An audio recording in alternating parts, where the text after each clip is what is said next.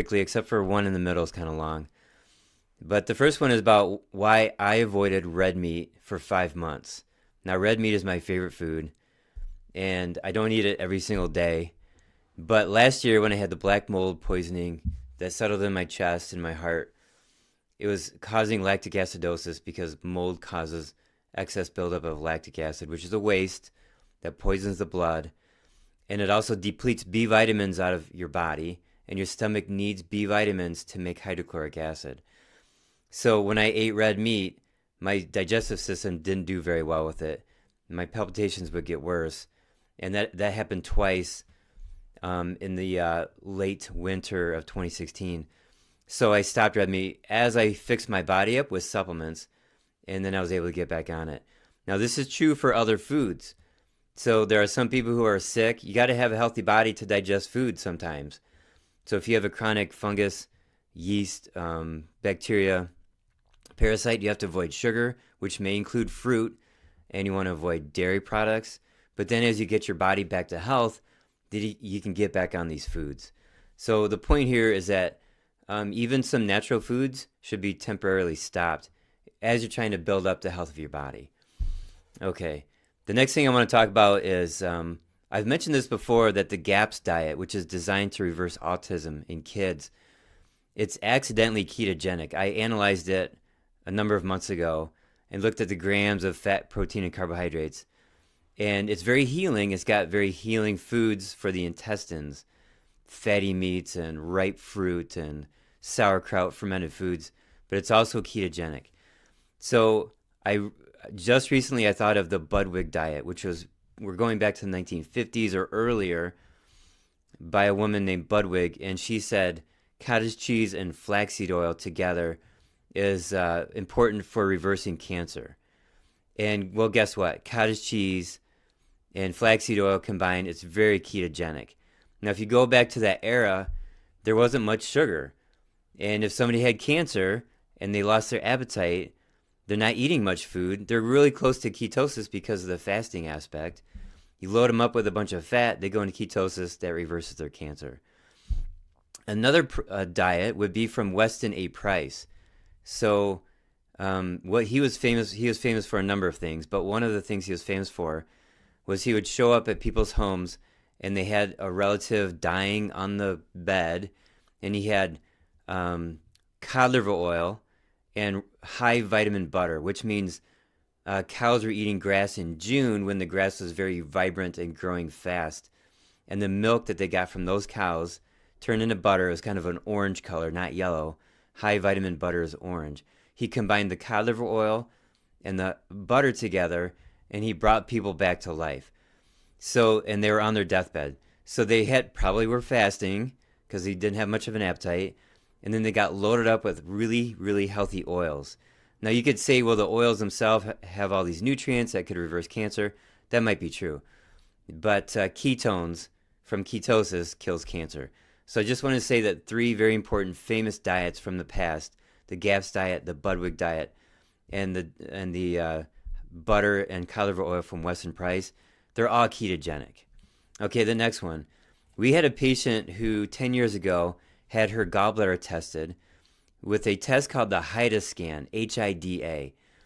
And it's a radioactive tracer that goes through the liver and through the gallbladder, and they can actually measure how well the gallbladder dumps bile into the small intestine. Her score 10 years ago was 20%. So she's been working on her liver and her gallbladder, and her score recently was, I got it right here, 97%, which is fantastic. And the doctor was very happy about it, and he said the average is 38%, which is horrible. The average American HIDA score is a flunk at 38%. Now, if you go back to the Atkins era in the 80s and 90s, people were eating more fat then, suddenly. And then they had a gallbladder attack, and they rushed to the hospital, had their gallbladder taken out, and everybody blamed the Atkins diet. No, that's not the problem. The problem is decades of eating processed food, white sugar, white flour, slowing the bile release from the gallbladder, creating sludge, creating stones, and then eat a bunch of fat, and the gallbladder has to squeeze bile into the small intestine, and it can't do it because it's been sickened by the earlier diet.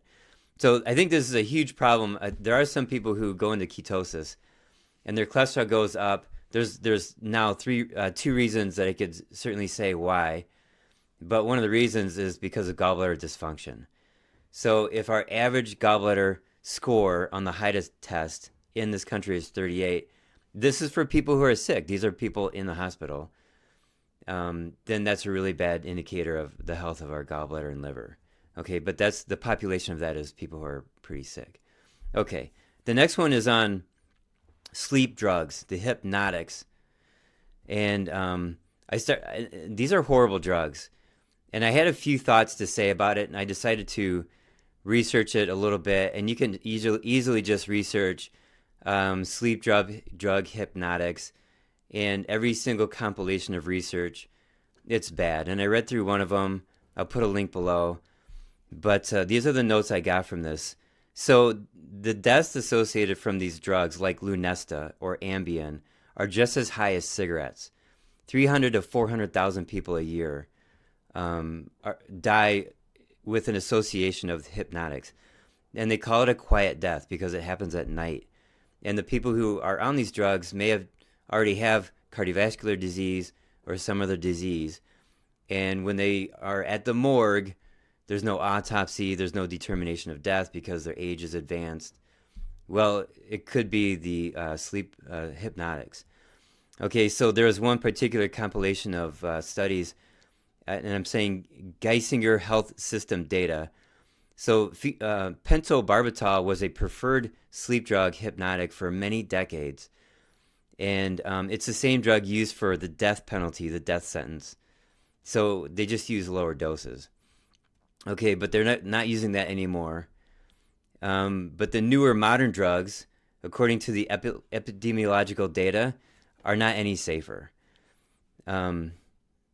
So they increase cancer, depression, lethal infections, murder, crashes, falls, accidents, and there's no safe dose known. Withdrawal from them causes insomnia, go figure, anxiety, panic, epilepsy. Whenever I see anxiety or panic, that's absolutely lactic acidosis. Okay, and if you have seen my earlier videos, you know exactly what I'm talking about. And so fail to increase the sleep. They fail to increase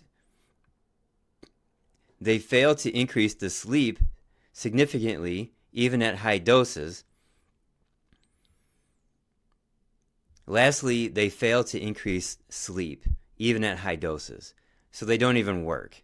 So just avoid these. You're better off without them. So if you're on a sleeping pill, use Google and search to find out if your sleeping pill is a hypnotic or not. And if it is, you're better off without it. Now, you want to talk to your medical doctor about that because that person was the one who prescribed the drug to you, and just keep your doctor informed on all of your actions with your drugs. Okay, here's the fifth idea. If you feel something moving inside your body, assume it's a parasite. Always go with that assumption. So you want to kick it out with really strong anti-parasitic herbs. They exist on this planet. Mother Nature put these herbs here, and you want to get really good quality ones. If you need our help, let us know. You can email us. Okay, the next thing I want to say is that restless leg syndrome is lactic acidosis, and I'm getting better results now with ketosis. So in the last year and a half, I've had 3 people get better with their restless legs at night because I've got them into ketosis. Now, I've had quite a number of restless legs patients in the past with poor results because I didn't know about ketosis. Okay, the next thing I want to say is that according to Dr. Royal Lee, the father of holistic nutrition, he says that seizures and epilepsy are lactic acidosis. It's a decrease of oxygen to the nervous system. Now, I had said earlier about the hypnotic drugs, when you withdraw from them, they can cause epilepsy and panic and anxiety. It makes total sense that these drugs ruin the liver, and then they start that cycle of propping the liver up when you take it, but when you stop it, the liver crashes, the body crashes, Okay, so of course now seizures and epilepsy are very well treated with ketosis. Anything that does well with ketosis is actually the disease, the condition is lactic acidosis. The mechanism is lactic acidosis. Okay, two more thoughts. Number 8. I've said before that ketosis could feed a fungus, and I've warned people, if you have a fungus, avoid ketosis. Since I've first said that, I've had maybe 5 or 6 people go into ketosis, even though they had a fungus, even though their tongue was coated with white or they bloated easily with food. 5 or 6 people did really well and felt better with ketosis, even though they had a fungus. So the bottom line is, it always comes down to the individual. Everybody's different. But most people I see have trouble with ketosis when they have a fungus. Okay, last one. One of my patients said that her trainer told her, when you come to the gym, you come either carbo-loaded, like they used to in the 70s, or come to the gym in ketosis. Either way, you could have peak strength and potentially good endurance. If you're carbo-loaded, you may have to keep sucking down some sugar if your training goes beyond 45 minutes, or maybe it approaches an hour and 15 minutes. When you're in ketosis, you have much better endurance. You don't have to rely on any sugar or food or fat, because ketosis gives you this long-term endurance. But the point here is that when she told me this, what this trainer said, it makes a lot of sense, and I know he knows what he's talking about. So carbo loading has value, but in the long run, especially when you're going for the bagels and the grains, it will tear up your joints. It'll cause inflammation. It'll reduce your athletic career. Whereas ketosis reduces inflammation and preserves your tissues, gets rid of pathological tissue at the same time, and it strengthens your tissues. Okay, so, and of course you want to go in and out of ketosis. I always have to say that. I'm calling it cycling ketosis. You don't go into ketosis and stay in there forever. You got to come out of it too. For most people, there's always exceptions. I have 2 people that are staying in ketosis all the time, but everybody else should be coming out probably. All right, so these are my thoughts. I just gather up these papers every day. I'm writing a thought down thinking, oh, that'd be so cool. I'm going to share that with everybody. Then I put it in my pocket, and then I just gather up all these papers, and I compile them, and I just throw them at you. So if you like this information, please give me a thumbs up. I appreciate it. And share and subscribe.